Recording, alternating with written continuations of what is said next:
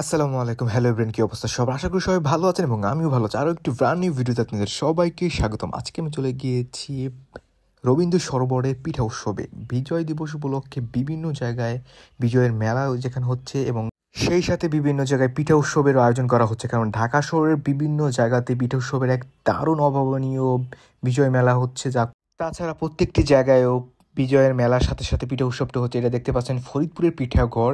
এখানে রবীন্দ্র সরোবরের পিঠা উৎসবে প্রায় প্রতিটি অঞ্চলের প্রতিটি জেলার পিঠাগুলো এখানে সাজানো আছে, স্টল দেওয়া হয়েছে। প্রথমে দেখতে পাচ্ছেন যে ফরিদপুরের স্টল এবং তারপরে রয়েছে বরিশালের মনপুরা পিঠাঘর। এখানে আপনারা গ্রামের ঐতিহ্য যে পিঠাগুলো আমরা সচরাচর বানিয়ে থাকি সেই পিঠাগুলো এখানে পেয়ে যাবেন। এবং তারপর রয়েছে ফুচকা কর্নার, এই ঢাকাইয়া পানিপুরি যেটাকে বলা হয়। এখানে খুব ভিড় ছিল, কারণ এই আইটেমটা খুবই খুবই জনপ্রিয়। এবং তাছাড়া নিজেদের হোমমেড তৈরি কিছু পিঠা ছিল এখানে আগে থেকে আনা ছিল, যেমন বরিশালের ঐতিহ্যকর যে পিঠা করে এখানে আপনারা দেখতে পাচ্ছেন হোমমেড তৈরি করে আগে থেকে। এবং তাছাড়া আরও বিভিন্ন বিভিন্ন ইউনিক টাইপের পাটিসাপটা পিঠা, তারপর আরও অনেক নাম অজানা, যেমন কুমিল্লার পিঠা করে কুমিল্লার যে স্পেশাল পিঠাগুলো রয়েছে সেখানে এখানে সাজানো আছে এবং এগুলো আপনি ট্রাই করতে পারেন। সাথে একদম গরম গরম পাকোড়াও ছিল এবং তাছাড়া ছিল দুধকুলি পিঠা, দুধের পিঠা এবং ওভারঅল গোপালগঞ্জের পিঠা করে অনেক অনেক আইটেম ছিল। সো আপনারা যারা এই পিঠা উৎসবগুলোতে যাবেন অবশ্যই পিঠা ট্রাই করবেন, কারণ শীতকালে হচ্ছে পিঠার উৎসব এবং শীতকালে পিঠা খেতে সবার ভালো লাগে। এর জন্য আপনারা যেথায় যান না কেন পিঠা উৎসবে আপনারা পিঠাগুলো ট্রাই করবেন, কারণ তারা অনেক কষ্ট করে হোমমেড বানিয়ে পিঠাগুলো বানিয়ে থাকে।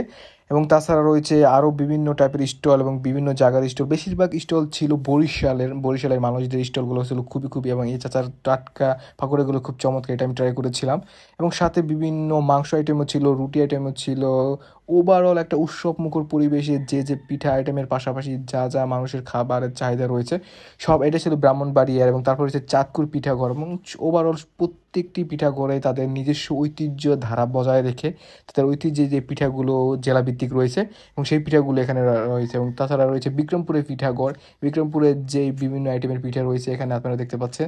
এবং তাছাড়া নিজেরা হোমমেডভাবে তৈরি করা পিঠা এখানে রেখেছেন, যা ওভারঅল প্রত্যেকটি আইটেমই ভালো ছিল। আপনারা যারা পিঠা খেতে লাভার, পিঠা খেতে খুবই পছন্দ করেন, অবশ্যই বিভিন্ন এই বিজয়ের মাস উপলক্ষে বিভিন্ন জায়গায় আপনারা পিঠা উৎসব এবং এমনি মেলা, বাণিজ্য মেলা বলেন, অনেক টাইপের হচ্ছে মেলা বিজয় মেলার নামেই পরিচিত হবে এবং সেখানে পিঠা উৎসবটা থাকবেই।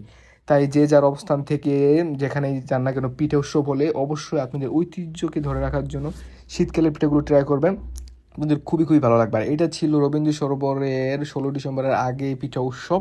এটা আপাতত এখন নেই, কিন্তু আপনারা ঢাকা শহরে আরও বিভিন্ন জায়গায় পিঠা উৎসবের আয়োজন দেখতে পাবেন। সেই পিঠাগুলো আপনারা ট্রাই করতে পারেন, আপনাদের অবশ্যই অবশ্যই ভালো লাগবে। এবং এখানে অনেক ছোট ছোট উদ্যোক্তারা ছিল তাদের পিঠা নিয়ে, কারণ ছোটো ছোটো উদ্যোক্তারা তাদের পিঠার মাধ্যমে একটা ভালো বিজনেস দাঁড়া করানোর জন্য এই মূলত এই স্টলগুলো দেওয়া, যাতে তাদের পিঠার মাধ্যমেই একটা সুন্দর দোকান বা সুন্দর উদ্যোক্তা যে লাইফ শুরু করতে পারে। এই জন্য তারপরে আমরা চলে গিয়েছিলাম রবীন্দ্র সরোবরের যে স্টেজটা, সেখানে হচ্ছে সাংস্কৃতিক অনুষ্ঠানের বিভিন্ন অঙ্গ সংগঠন তাদের গান পরিবেশন করবেন এবং বিভিন্ন অনুষ্ঠান প্রোগ্রাম করবেন। এখানে প্রচুর পরিমাণ দেখছেন রবীন্দ্র সরোবরটা পুরো ভরে গিয়েছিল আস্তে আস্তে, এবং রাতের বেলা আরও প্রচুর মানুষ হয়েছিল, কারণ বিভিন্ন স্থান থেকে এই মেলাটা সম্পর্কে জেনে মানুষ এখানে আসতে ভিড় করেছে।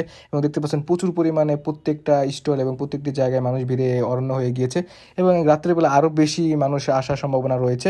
এবং এটাই হচ্ছে সেই স্টেজটা যেখানে গান পরিবেশন করা হবে এবং বিভিন্ন সাংস্কৃতিক অনুষ্ঠান করা হবে এবং বিভিন্ন ড্রোনে শুটে এখানে নেওয়া হচ্ছে। এবং তারপরে এই বিভিন্ন আস্তে পুরো রবীন্দ্র সরোবরটা মানুষে পরিপূর্ণ হয়ে গিয়েছিল। আমরা প্রথমে বিকেলের দিকে গিয়েছিলাম, এই জন্য বেশ একটা মানুষ হয়নি, কিন্তু আস্তে আস্তে বিকেল পেরোতে সন্ধ্যা হওয়াতে প্রচুর পরিমাণে আনাগোনা এখানে বেড়ে যায় এবং প্রচুর পরিমাণে মানুষ এখানে আসতে থাকে, কারণ এই এরকম মেলা এটাই হচ্ছে প্রথম, এখান থেকেই শুরু হচ্ছে।